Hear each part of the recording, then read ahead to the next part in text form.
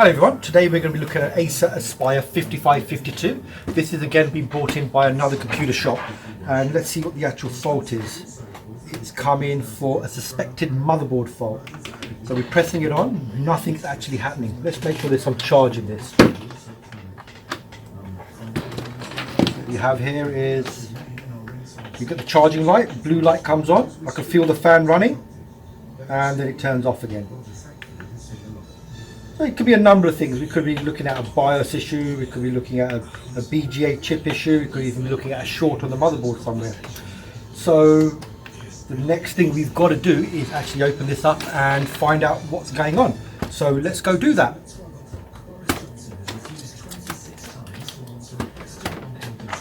So let's find the right screwdriver.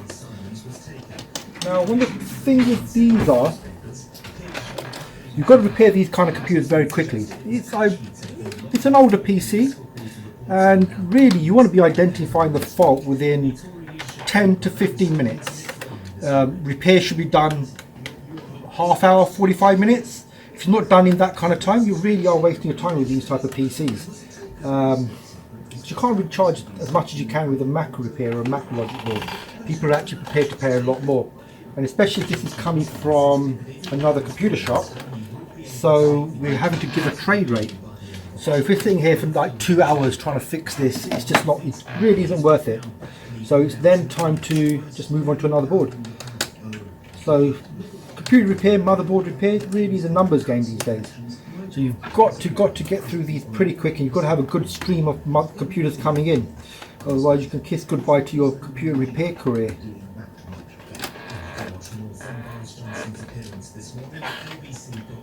So let's get this thing open as fast as we can. See if I can speed it along.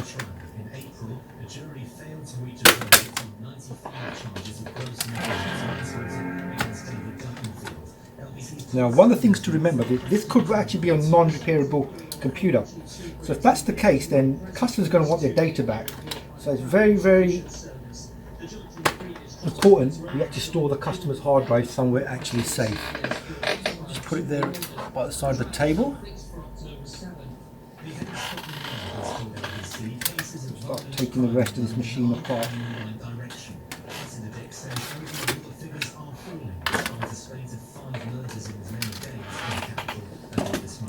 Now I really am hoping that this is kind of chip fault, and I'm pretty sure the schematics are actually available for this board, so that we can get through and start finding out the short, which is going to be quite easy on PC boards.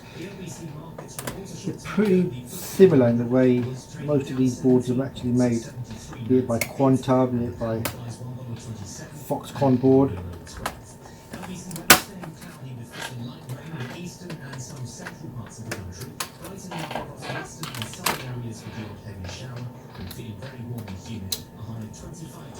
Again, if you're a computer shop that don't do these kind of stuff, we're happy to do it for you.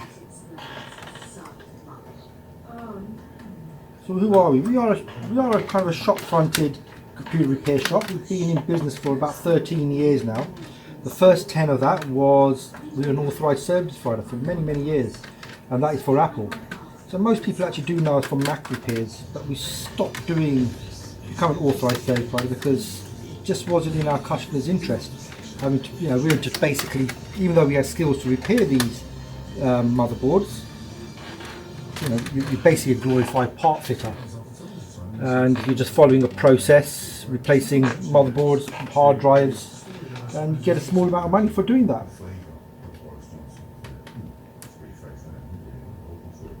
It obviously has a relevance to the Boris Johnson situation, one that we discussed for 2 hours, into which my colleague will do this with you. This is some research on what's happening in city shops under the Social Mobility Commission, and it is for very personal reasons. Oh, there's a screw still left in it. Well, when I say you've got to do this quickly, I mean don't rush. Don't leave screws in, because from a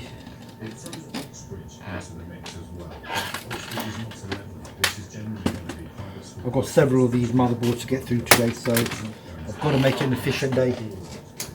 Most of the ones after these are going to be Mac boards. Although I've got some gaming laptops to look at today. I might make another video if I get the time.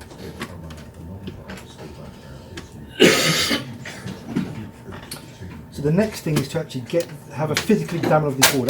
Can I see anything burned?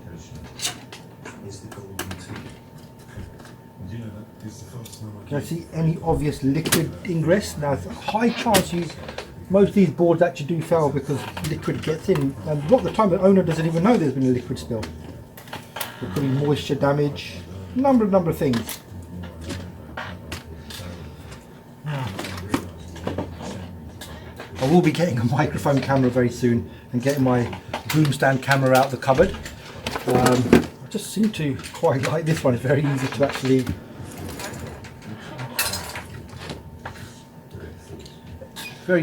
use. It gives you a lot of space between soldering and hot airing, where the other ones not so much. But you've got, like anything, you can get used to it. So I'm going to have a quick look around the board and just see if there's any particular damage.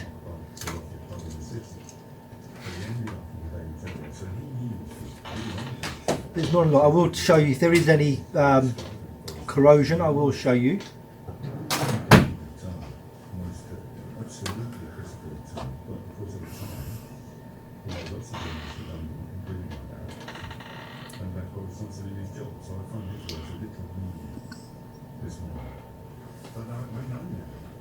There isn't really. There's no damage whatsoever.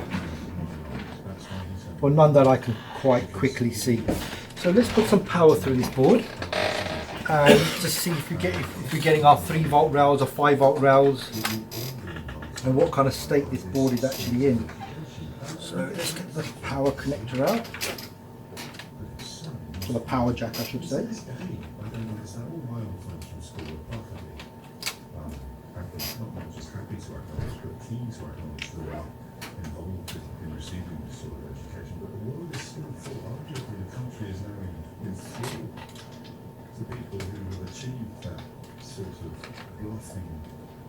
Plausibility, you know, the people that can answer a question without ever actually saying it, or by just saying things that are true, and they get through it.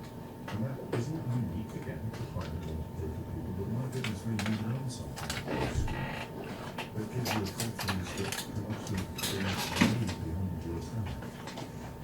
And then as the positive aspect, you can tell yourself that golden ticket to deny either that it's golden or that it provides you with access to areas that you live in areas you deny is just absurd. It's funny when you lose the actual. Offensive. Oh, here we go. And I'll say again, where would Jacob be smoking today if he came to Hill School? Or if There. he wanted There, to- Commander. I'm not sure that you understood. I'll take my question. These screws to one side. Let's plug some power into it. Let's see what kind of voltage rails we get.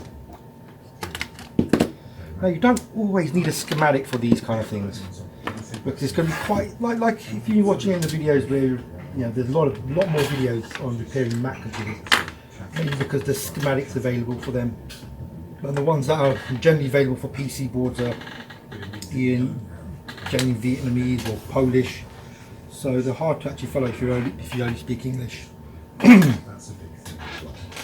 So what I'm doing, I'm just going to just check the. I don't know if you can see that. The other thing is not just social volunteers, but You should be getting 19 volts there, yeah, 19 volts. Can you see that? And the next thing, so the board's getting power. Right, expect to see 0.7 volts. The charging circuit, of course, there's no battery plugged in, so you're not going to really see any current flow there.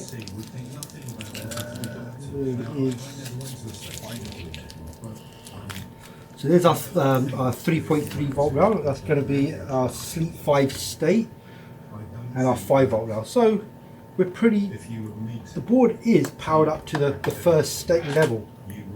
So the next thing I'm going to do is going to go by the coils, and the coils are actually these little square things where you will. It's going to just find if there's any shorts there. Very, very quick to actually have a look at where we can actually check those shorts from. I usually just start by checking them on the actual inductors. The inductors are basically the coils which smooth out the switching power supplies and provide a nice clean level of power. So how I usually do that, disconnect the power. You don't want power going through the board when you're actually doing a diode mode measurement. So diode, put it into diode mode, the red probe on the ground and the black probe on the coil. So I'm just putting on the 3.3 volt rail. I know that works, so we can see there's a 0.157 voltage drop there. No obviously short there. Again on the 5 volt rail, no short. Let's try this rail here. This is going to be northbridge. This one's going to be, I'm not sure, that's probably memory. Charging. So that's that's not a short, even though it's beeping. That's a very low impedance. So that's going to be probably for one of the BGA chips. Then we can, if I did find a short, I would begin the schematic out to find out exactly what that coil is. Or you can physically look through the actual board and see where the actual the tracks run to. So there's no real obvious short on this board either. So the next thing we're going to start looking at, is it a BIOS issue or is it a BGA chip issue? Now let's have a look what chips are actually on this board. I'm beginning to suspect something right now. I'm really hoping it's not a BGA chip issue.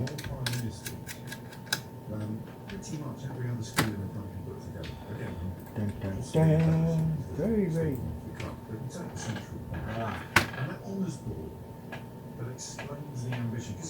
Solid. Heat pads are a little bit broken. So it's an AMD processor. It's got a northbridge and a southbridge design. Now let's see what chip it is. Okay, I've got a 21607520001. If anyone who repairs these type of boards know these chips are notoriously liable to fail. And our southbridge is a 21805970020. I don't think I've ever replaced one of those. Right, so how do we check if it's actually a BGA chip failure? Very, very simple test in that it doesn't always work. Now what I tend to do, I apply a little bit of heat to it, put the board back together, put it in the machine, see if it fires up. Now if it does fire up, that's pretty much confirmed the the northbridge chip is dead. And some of you guys will probably reflow it, give it back to the customer, give a month warranty. It probably will work for a month, but you're not going to have a very happy customer, especially when they've paid you for a repair and a month later it's actually dead again. So the real fix is, if it does turn out to be the chip, you have to replace it. You have to get Big Bertha out again, and I really, really don't want to do that. So if it does survive, then we can start looking at BIOS issues, and then further examining the board to have a look at the startup sequence and see where about in the startup sequence this board actually fails. But I'm going to put it down to a 50%, 50-50 now. It's going to be the BGA chip. So get my Hako hot air station out and let it get a little bit warm.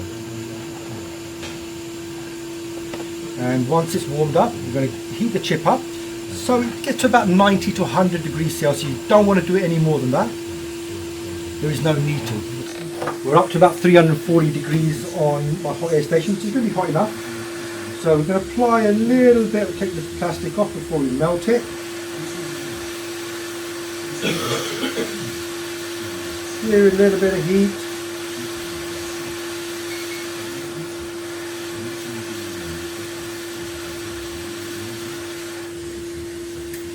That is hot enough. So let's put this thing back together quickly.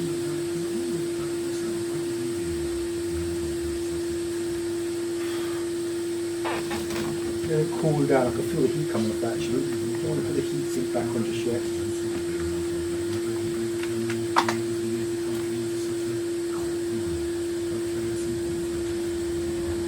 My fume extractor on, that will actually cool it down.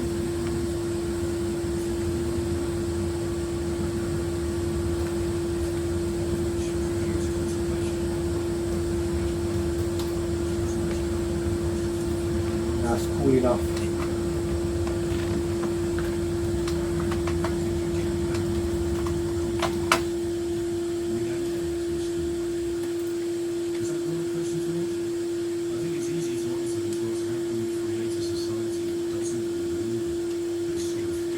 Like I say, this doesn't, I'm not going to spend a lot of time actually diagnosing this board. If it doesn't end up to be something which is fairly straightforward, I'm not going to spend hours going through every circuit to find out what's actually going wrong. Because in a business environment, it's not that economical. If this was my hobby, then yeah, I probably would do. If I had the time, that is. The kids will quickly swallow up your time.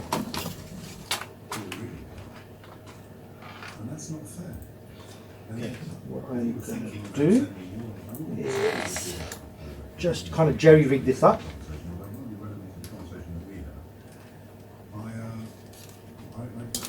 And maybe it's easier if I take the power button off.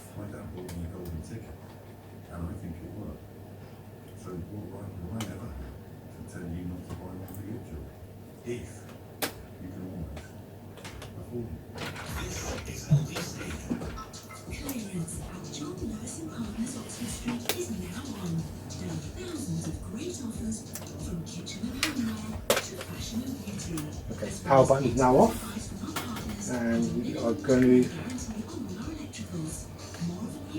couple these screws back in. Don't be ripping those hinges out. What good is a working laptop when the lid is falling off? Very easy to break these laptops when they're not fully together. They become solid when all the screws are back in. So it's very important when you actually put one of these machines back, you don't actually forget to pull the screws back. Okay, so here's my jerry rig laptop. Got the power plugged in, got the power button in. Nothing else really connected. I just want to see if we get an Acer symbol out of this. So power lights on.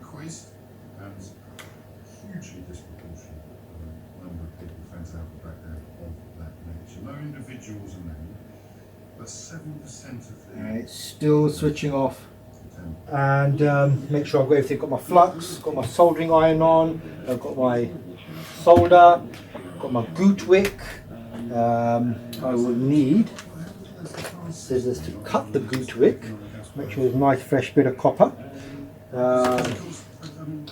Now let's get this done. I'm not going to go explain the steps of this too much. There are so many of these BGA rework videos out there, and most of them have actually got some annoying techno music on it. I promise I'll never inflict techno on any of my, well, any of the people that actually watch this video. Now, one of the things I get asked quite a bit is, and remember we do a lot of work for other computer shops. So I'm always happy for them to come in the back and to see how we do this, and they're mostly looking for, where's this like motherboard fixing machine? I'm like, well, if you look around you may find it.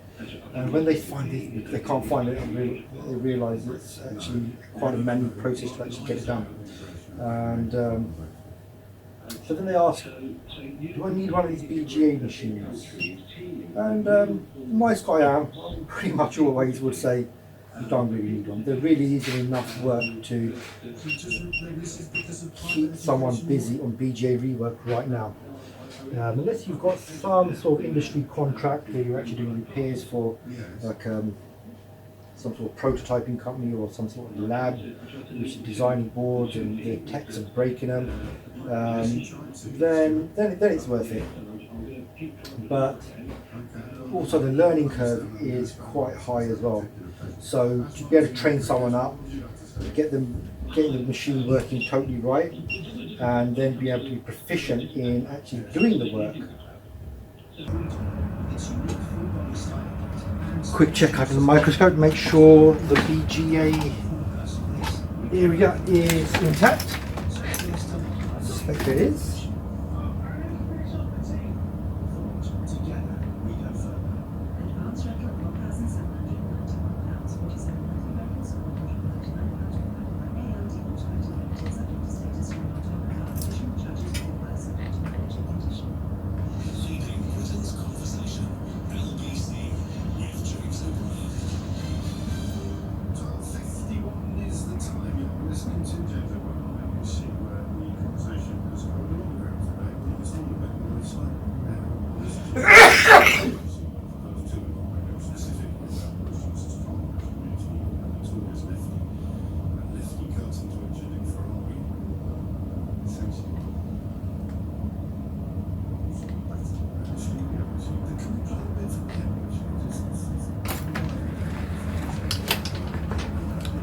area, the chip is now, area is clean.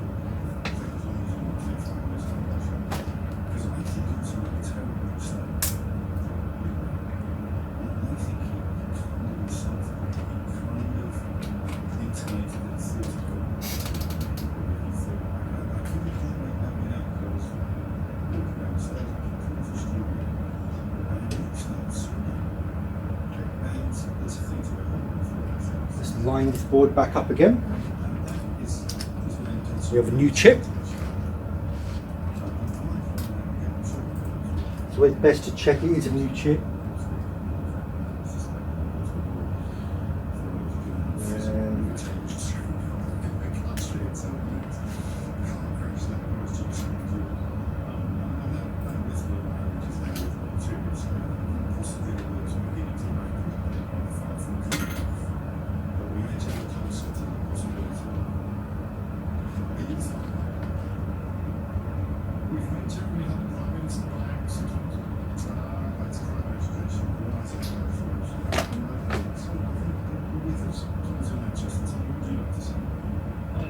Never put flux in the hands.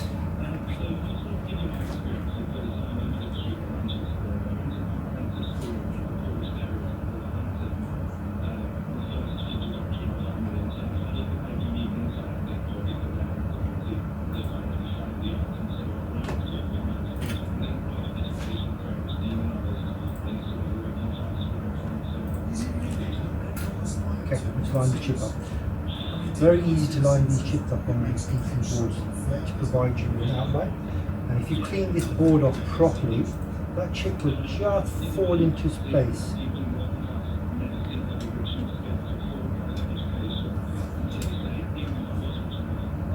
Now most of the time I actually reball all these chips into leaded solder. Whereas that's less stress on the actual chip, and it is less stress on the board as well.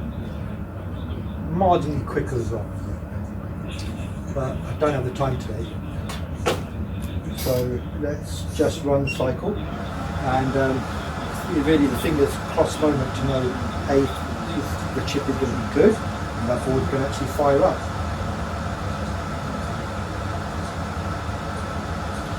And a lot of the time it can be actually a complete waste of time. If you've got a high volume of repairs, then you don't really want to be concentrating on BGA repair.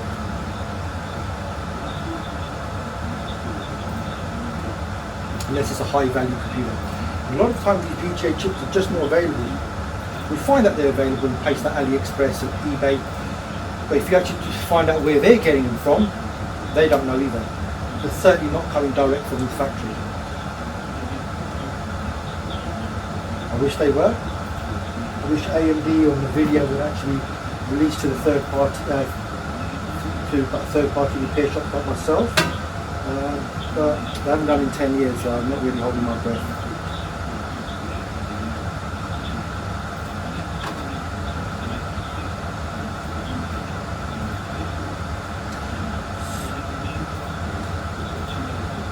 So I'm really watching that chip in that camera just to make sure when it's going to drop.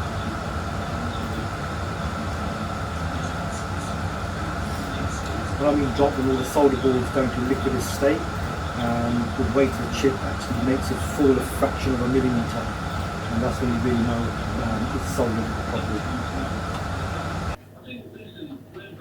Okay, the machine is now back together, so let's just see if it's still going to work. Good sign?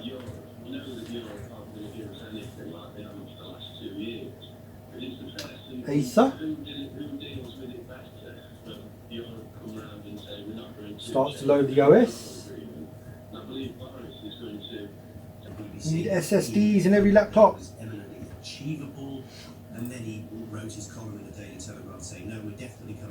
So we're up to the desktop. So I'm pretty happy with that.